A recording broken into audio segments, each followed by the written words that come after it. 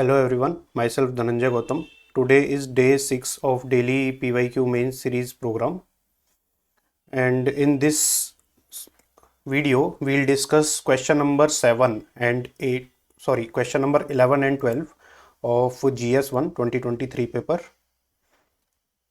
So let's come to point directly. So what are the main features of Vedic society and religion? Do you think some of the features are still prevailing in Indian society?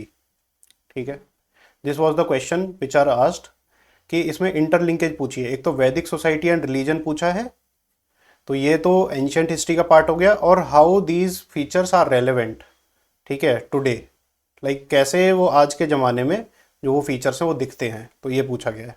ठीक है, तो question is very straight forward. So the theme of the question is वैदिक society and religion. सो इस पे होना चाहिए आपका introduction. ठीक है, उसके बाद जो फर्स्ट पार्ट होगा तो वो होगा main features of first Vedic society, second religion. That means there will be two parts in the first question. Then do you think some of the features are still relevant in Indian society, तो इसका third part होगा। ठीक है, उसके बाद आप conclusion लिख देंगे।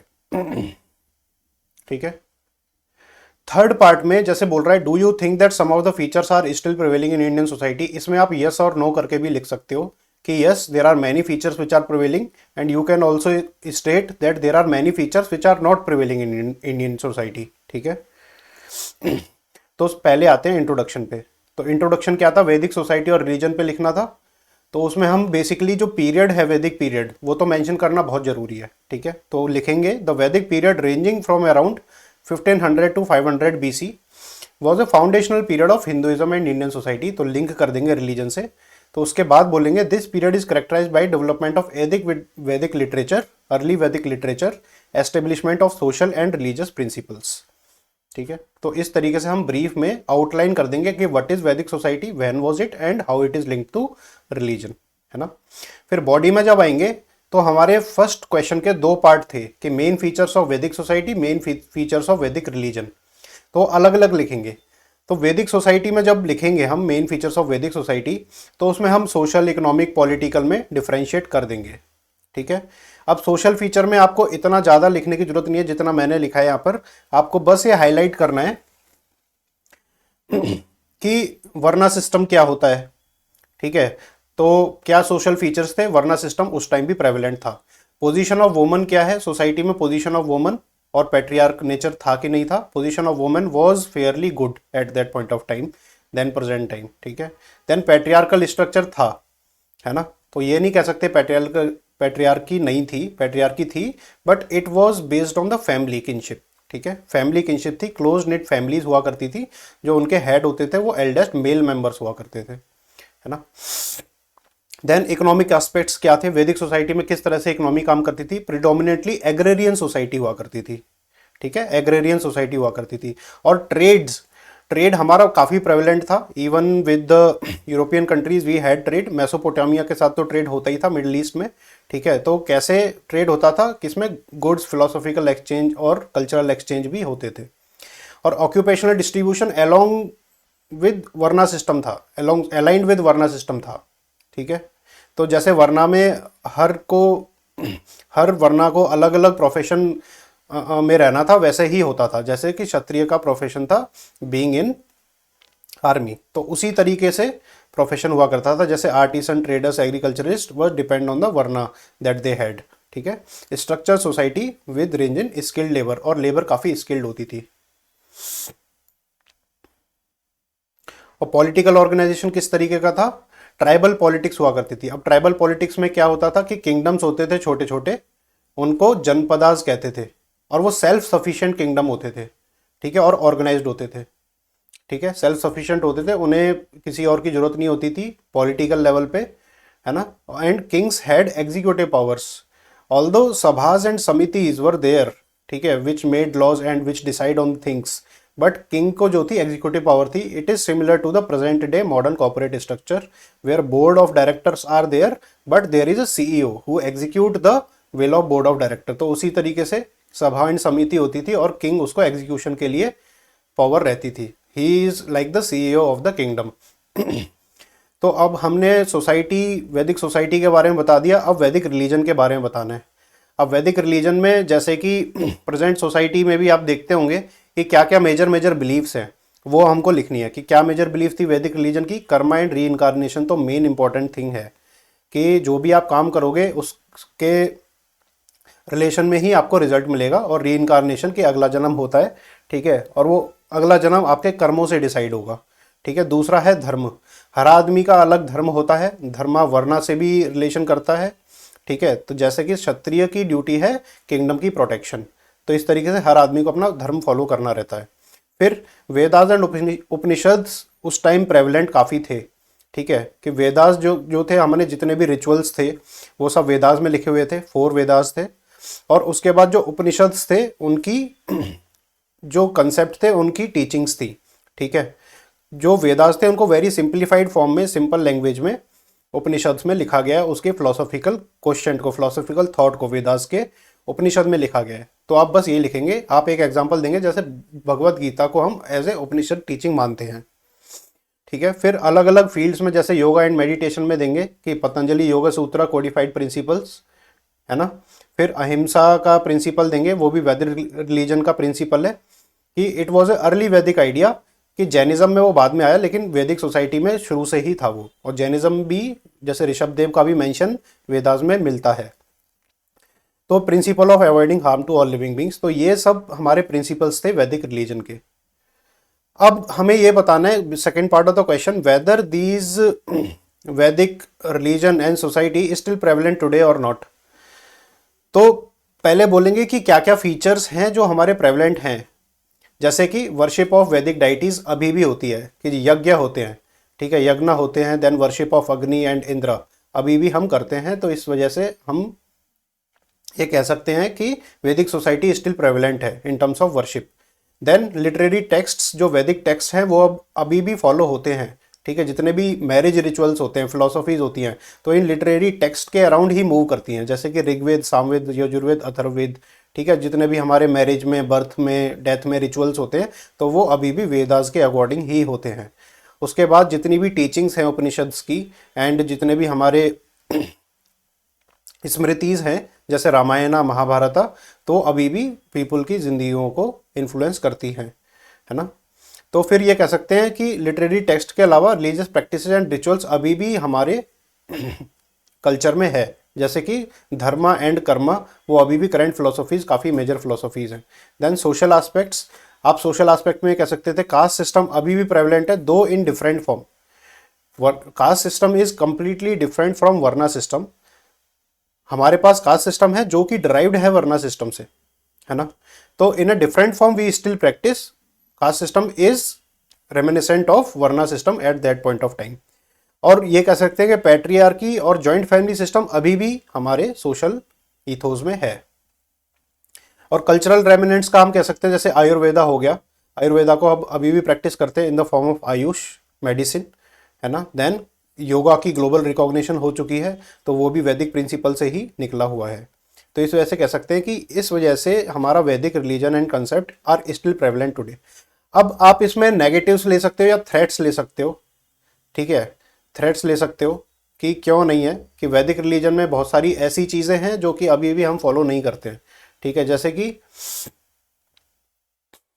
म्यूज़िक है, ठीक है, अभी भी हमारा म्यूज़िक जो है डिफरेंट लाइंस पे जा रहा है, ठीक है, वेस्टर्नाइजेशन हो रहा है, ठीक है। क्लोथिंग का हमारा कोई कंसेप्ट ही नहीं है, ठीक है। फूड हैबिट्स का हमारा कोई कंसेप्ट नहीं है। तो ये सब चीज़ें जो हैं, फूड हैबिट्स बिगड़ रही हैं, ठीक है। तो ये सब चीज़ें आप कह सकते हो कि इन चीज़ों में हम वैदिक रिलीजन को अभी भी फॉलो नहीं कर रहे हैं, दो उसकी बेस्ट लर्निंग्स है वो हमें फॉलो करनी चाहिए। तो इस चीज़ पे हमें कंक्लूजन लिखना है। कंक्लूजन कैसे लिखोगे कि वैदिक teachings offer timeless wisdom of modern life, guiding us in spirituality, wellness, ethics and sustainability.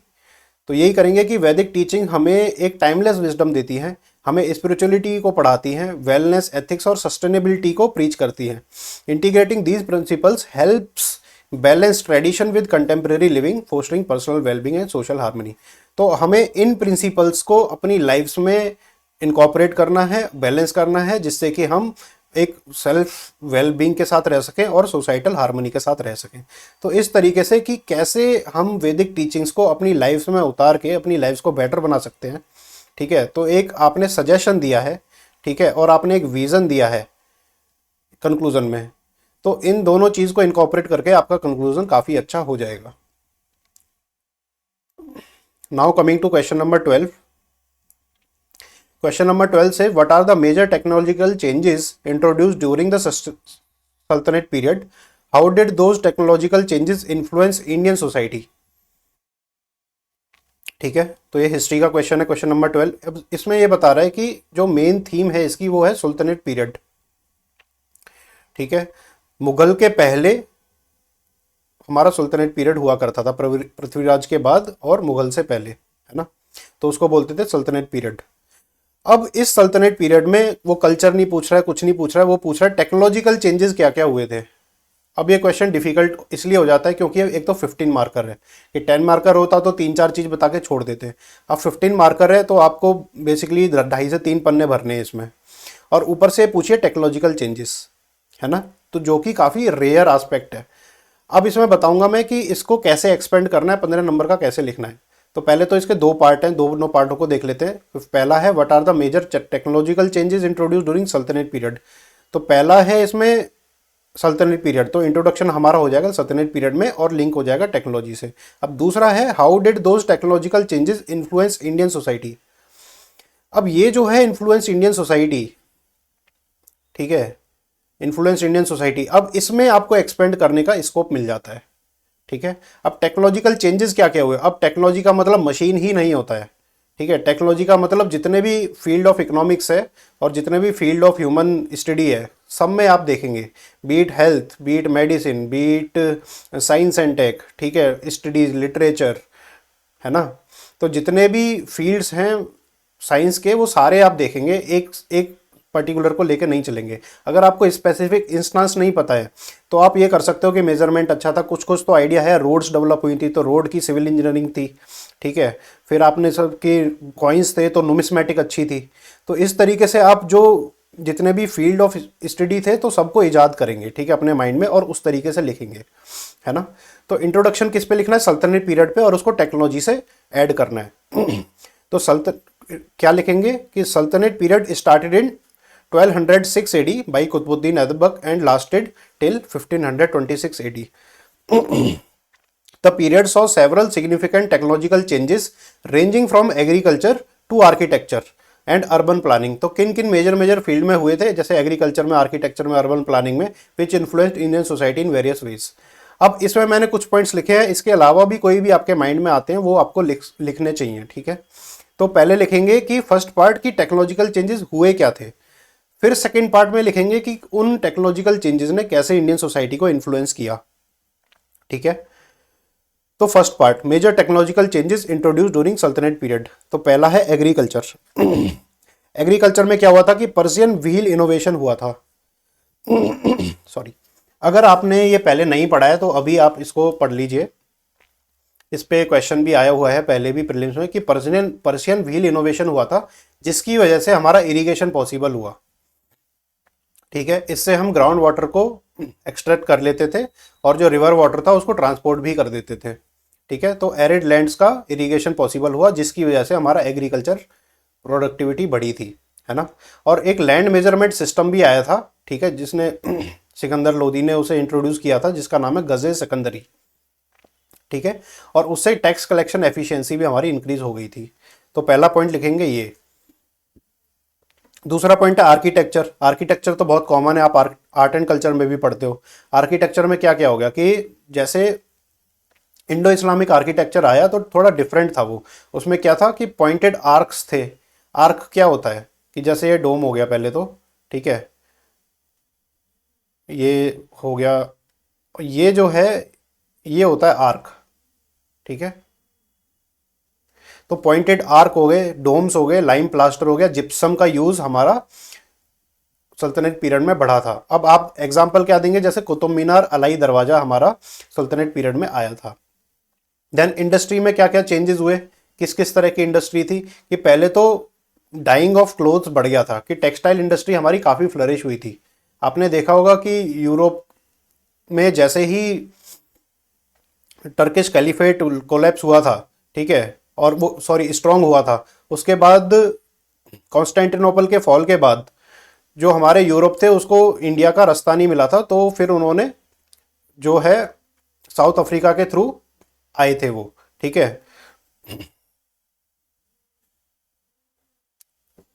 Calicut में जब आए थे, ठीक है। उसके बाद क्या है, ये इंडस्ट्री हमारी जो इंडिया में थी, उसके बाद उन्होंने उस इंडस्ट्री को यूरोप में डायरेक्टली ट्रांसपोर्ट किया था, ठीक है, ट्रेड ट्रेड शुरू करी थी। तो हमारी मेजर इंडस्ट्री कौन कौन सी थी, स्टील इंडस्ट्री थी, टेक्सटाइल इंडस्ट्री थी, और कहते हैं कि जो मसाले थे, तो मसाले तो थे ही थे, लेकिन हमारी ये टेक्सटाइल इंडस्ट्री और स्टील इंडस्ट्री का भी काफ़ी बोलबाला था यूरोप में उस टाइम पे, ठीक है।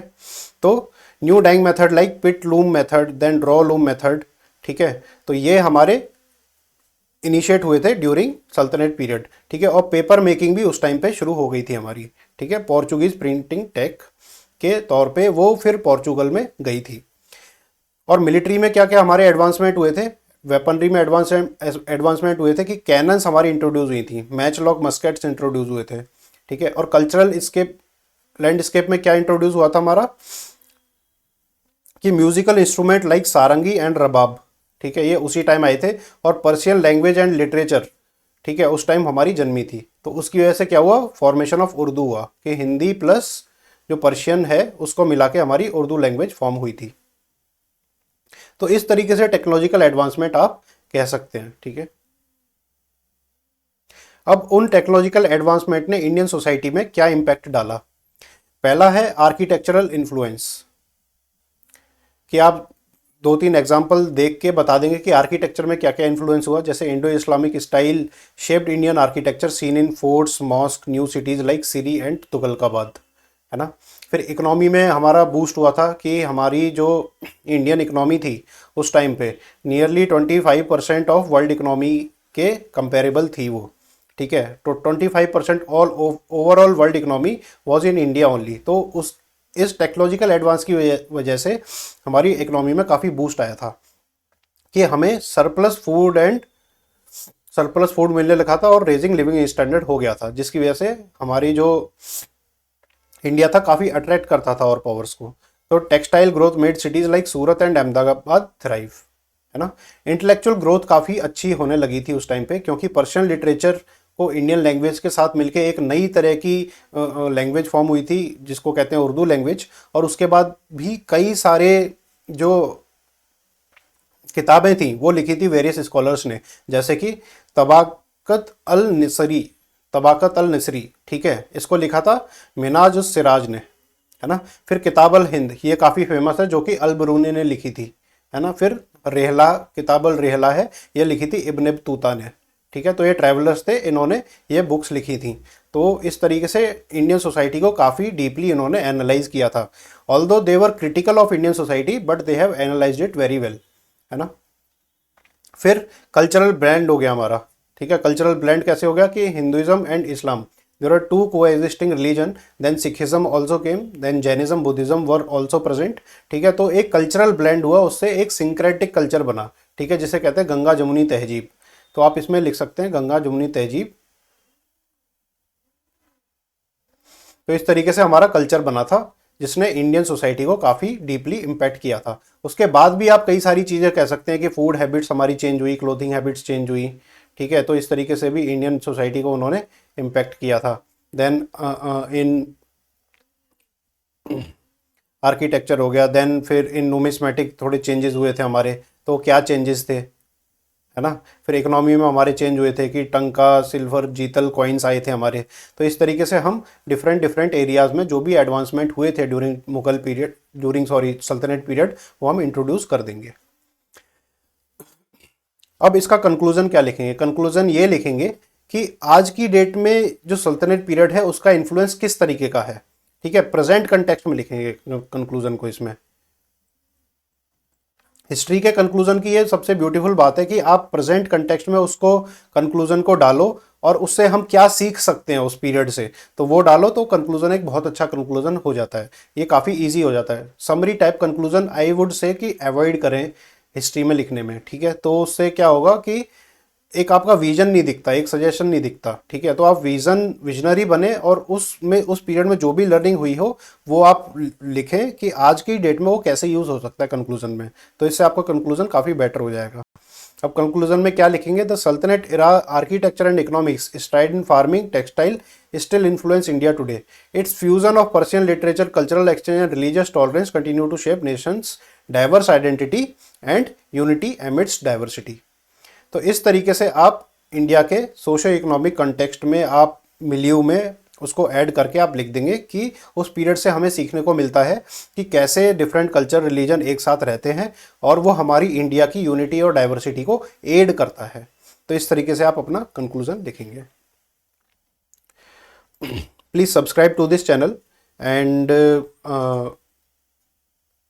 इस जो क्वेश्चंस मैं करा रहा हूँ इनको प्लीज़ आप डेली कीजिए, है ना।